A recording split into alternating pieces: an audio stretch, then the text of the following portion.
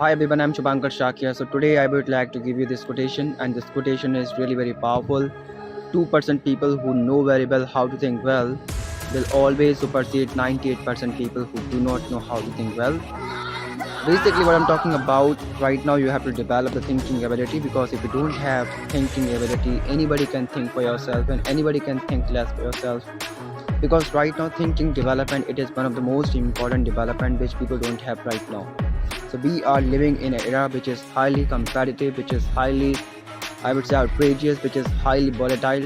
If you do not know how to think well, you're gonna have a lot of problems, and that's why I have developed the muscle which is called distinction and thinking type of muscle.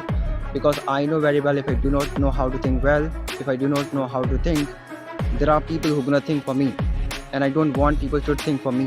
I don't want they should care for me. I want I should be the predominant active participant in my personal development, in my success. Because if I don't do it, the life that I always wanted to live, I would not be able to live, because somebody else is standing and sitting and thinking for myself. I don't want my family members to think for me. I don't want my sister think for me. I do not want that there should be somebody who must be thinking for myself. I do not want to give this right to anybody who can think for me, as long as I can think for myself. And there are situations where we don't know how to think well. There are situations we don't even know how to write well. There are situations we don't even know how to speak well. In those conditions, we can have the assistance of somebody else. But again, keep in mind, how long are you going to have the assistance of somebody else? Sometime, someday, one day, you got to think for yourself. It is better to design your life by knowing how to think well, than to design your life by default by giving permission to somebody else to think for yourself.